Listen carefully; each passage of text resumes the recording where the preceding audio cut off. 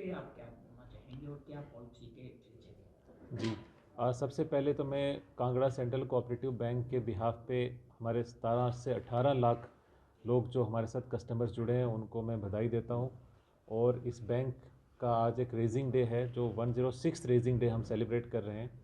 तो इसके उपलक्ष्य पे मैं जो भी लोग 100 साल से ज़्यादा से बैंकिंग हमारे साथ कर रहे हैं, हमारी सर्विसेज ले रहे हैं, और जिन भी एम्प्लॉयज़ ने, ऑफिसर्स ने, ऑफिशियल्स ने, जिन भी लोगों ने इस बैंक में 100 साल से ज़्यादा तक जो जुड़े रहे, किसी ने 6 महीने गुजारे होंगे, किसी ने 30 साल गुजारे होंगे, तो उन सब का आज मैं धन्यवाद करता हूँ इस ओकेज़न पे।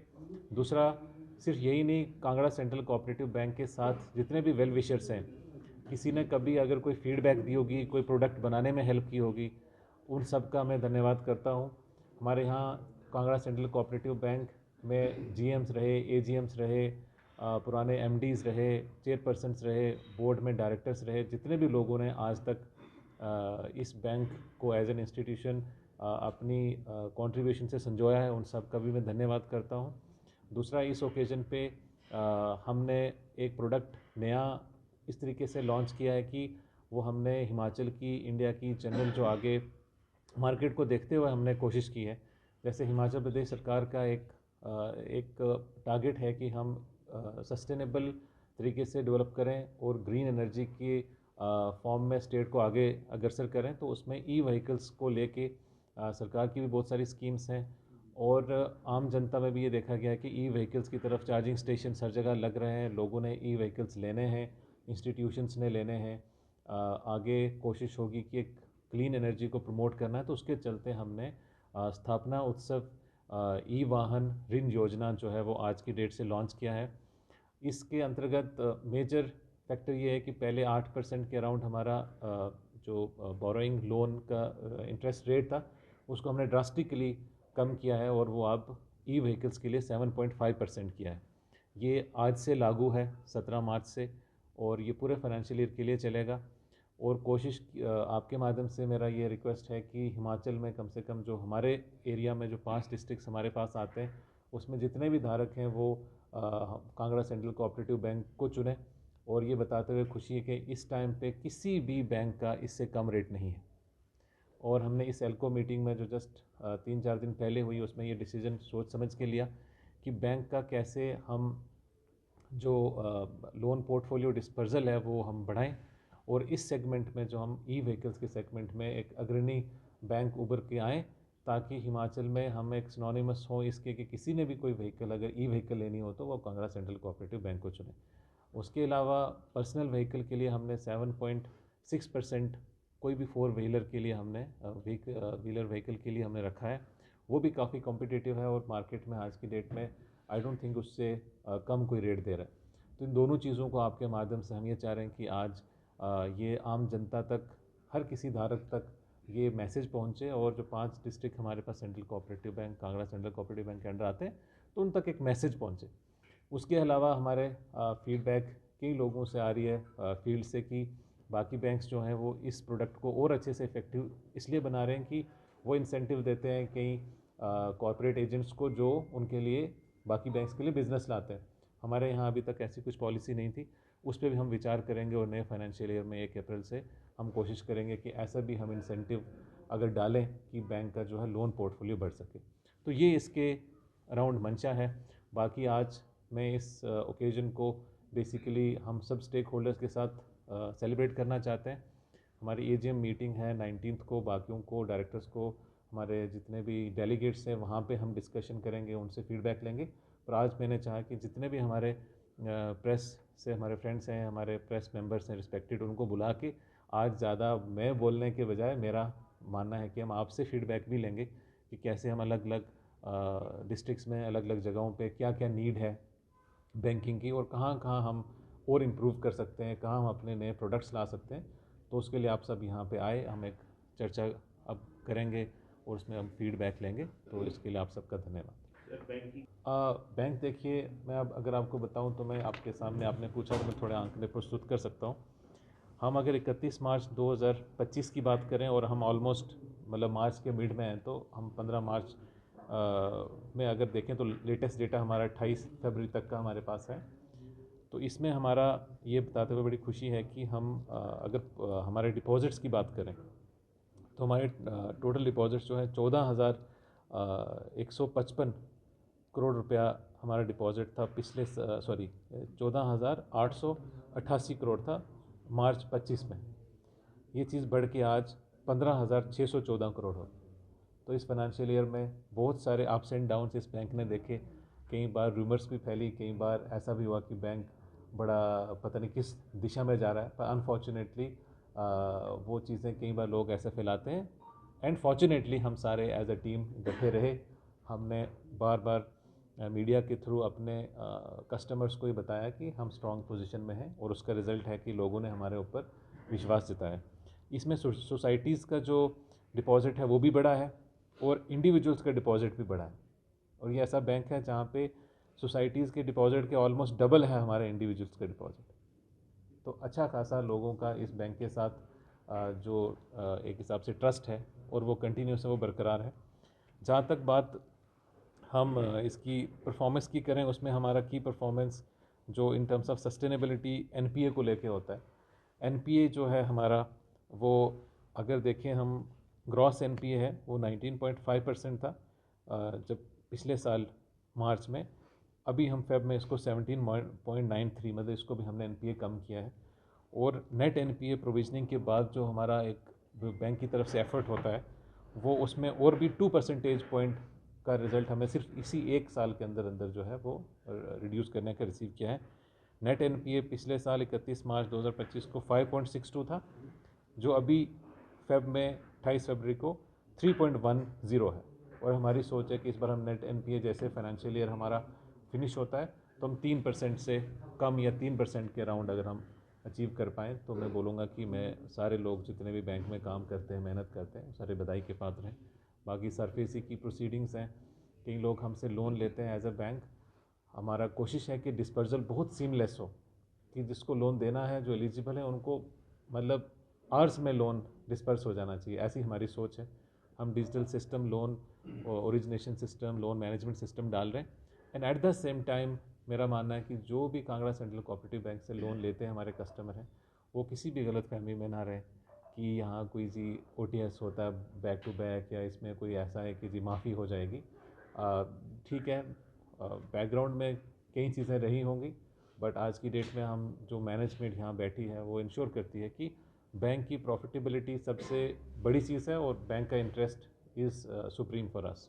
बैंक के देखिए, बैंक के एम्प्लॉयज़ का पेंशन का कई बार इश्यूज, देखो एक प्रॉपर ट्रस्ट है बना हुआ, जहाँ बैंक के एम्प्लॉयज़ का वहाँ पे कंट्रीब्यूशन काट के डाली जाती है, और उनको एम्प्लॉयज़ को बैंक जो है वो पेंशन देता है। वो रूटीन में बहुत अच्छे से चल रहा है, उसमें कोई दिक्कत नहीं है। हाँ, कई क्या है कि टाइमलाइन के हिसाब से कई लोगों के साथ, फॉर एग्जांपल उनको लगता है कि उस टाइम पे नहीं कुछ हुआ था, वो कोर्ट गए थे, कोर्ट से हमें डायरेक्शंस आई हुई हैं कि 186 लोगों के अराउंड कुछ लोग हैं जिनको उस टाइम पे वे बैक आई थिंक 2010 के अराउंड की बात है, तो उनका ऑर्डर आ चुका, उनकी वेरिफिकेशन हो रही है क्रीडेंशियल्स की, और उनका जैसे भी वेरिफिकेशन होने के बाद जैसे भी है वो हम उसमें थोड़ा दिक्कत ये थी कि क्या हम वो ट्रस्ट से पैसे देंगे या बैंक किस देंगे। अब क्योंकि उनमें से कई लोगों ने ट्रस्ट में कंट्रीब्यूशन नहीं की हुई, तो नॉर्मली बैंक आज तक गिवन आवर फाइनेंशियल पोजीशन, हमने बैकग्राउंड से आज तक लिया था कि बैंक शायद ये बियर नहीं कर पाएगा क्योंकि फाइनेंशियल पोजीशन थी। पर आज की डेट में फिर supreme court, honourable supreme court और honourable high court of Himachal Pradesh से ये डायरेक्शन है कि जिन लोगों के साथ फॉर एग्जांपल उनका हक बनता है, बैंक कोशिश करे, बैंक को डायरेक्शन है कि उनका जो हक दिया जाए, वो हम प्रतिबद्ध हैं कि हम इस फाइनेंशियल ईयर से हम उनको वो बैंक बियर करेगा, क्योंकि वो उनके सोशल जस्टिस की बात है, वो हम बियर करेंगे। हाँ, उसका हम कितना परसेंट फॉर एग्जांपल रिलीज़ करेंगे, किस तरीके से हम वो उनको जितना उनका पेंडिंग ड्यूज़ है वो देंगे, वो बैंक में जितना हमारा इस बार होपफुली जितना हमारा प्रॉफिट ज़्यादा आएगा वो इंश्योर किया जाएगा। देखिए, जहाँ तक शाखाओं की बात है, आई थिंक शाखाओं में कोई ज़्यादा उतनी वृद्धि नहीं होने वाली, क्योंकि बैंक ऑलरेडी सैचुरेट कर चुका है। फिर भी केस टू केस बेसिस पे हम कहीं जाते हैं या कहीं से कोई फीडबैक आती है कि कहीं पे कोई ATM की ज़रूरत है या कोई एक्सटेंशन काउंटर की ज़रूरत है, उसको हम बोर्ड में भी रखते हैं, और उसके बाद एनुअल जनरल मीटिंग में भी हम फीडबैक लेते हैं, क्योंकि फिर डेलीगेट्स आते हैं हमारे पूरे जुरिस्डिक्शन से, वहाँ से अगर कोई feedback case to case base होती है तब हम एक्सटेंशन के बारे में सोचेंगे। अदरवाइज़ हम आई थिंक हमने बैंकिंग वाइज शाखाओं वाइज तो सैचुरेशन की है। जहाँ तक बात आपकी है कि नई भर्ती की, डेफिनेटली हमारे जो एक बैंक जिस तरीके से जूझ रहा है वो एक इशू एम्प्लॉयज़ का या एक हिसाब से ह्यूमन रिसोर्स हमारा कम है। उसमें दो पहलू थे। पहला है डीपीसी करके जिन लोगों का हक बनता है, जो हायर पोजीशंस पे बैठने चाहिए थे, वो अनफॉर्चुनेटली काफ़ी सालों से नहीं हुआ था।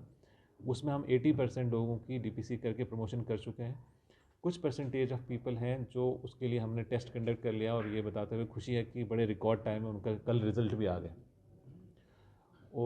उनका रिज़ल्ट जो प्रमोशन के लिए टेस्ट होता है, रिज़ल्ट भी आ गया है। तो अभी हमने उसके बाद हम आई थिंक वो लोगों को पता चल गया होगा। हमने ईयर एंड से पहले, फाइनेंशियल ईयर एंड से पहले हम कोशिश करेंगे उनकी डीपीसी करके उनको ही प्रमोशन कर दीजिए। आई थिंक 170 समथिंग लोगों ने दिया था, 138 या 130 या 140 के अराउंड उनमें पास हुए हैं।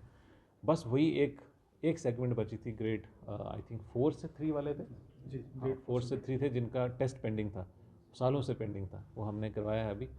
और जहाँ तक न्यू रिक्रूटमेंट की बात है, उसमें 2017 की एक रिक्रूटमेंट है जो हुई थी, उसके बाद भंग हो गई थी, अबेंस पे रखी गई थी। तो हमने सरकार के सामने अभी एक पत्राचार के माध्यम से ये रखा है कि उसमें क्लैरिटी से डिसीजन लिया जाए, या तो वो कंटिन्यू होगा या फिर नए तरीके से होगा। मोस्ट प्रोबेबली आई थिंक सरकार के सामने है वो, वहाँ से डिसीजन आ जाएगा।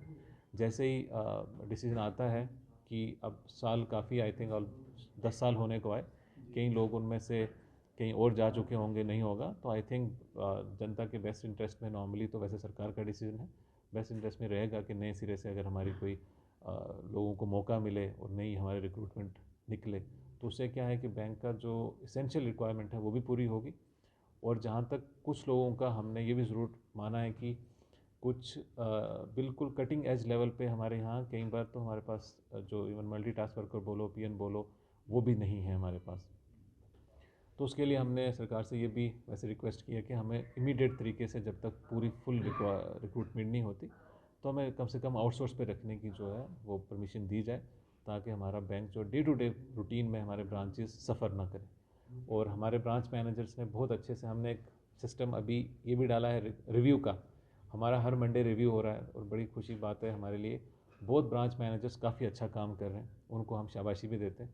और अप्रैल के महीने में हम एक रिवार्ड्स एंड रिकग्निशन सेरेमनी भी करेंगे इस बैंक में, जो एक कंटिन्यूस एक बेसिकली रिकग्निशन होती है कि जो अच्छा काम करते हैं, और जो किसी कारणवश नहीं काम कर पाए या उनको नहीं समझ में आई तो वो कोशिश वो फिर उधर सीखेंगे। सिर्फ यही नहीं, हमने इस बार एक कोशिश ये भी की है कि हम तीनों बैंक्स, हिमाचल के तीनों कोऑपरेटिव बैंक मिलके हम एक 1 और 2 डे की वर्कशॉप करेंगे अप्रैल के अंदर, जिसमें हम कोशिश करेंगे कि सारे जितने मैक्सिमम ब्रांच मैनेजर से लेके एजीएम से लेके लोगों को जोड़ पाएँ। हम किसी बड़े वेन्यू में करेंगे, वहाँ तीनों बैंक्स जो अपना best practice, for example Jogindra क्या बेस्ट कर रहा है, या एपेक्स बैंक हमारा स्टेट कोऑपरेटिव बैंक बेस्ट क्या कर रहे हैं, या कांगड़ा क्या बेस्ट कर सकते हैं, उसमें वार्तालाप हम रखेंगे।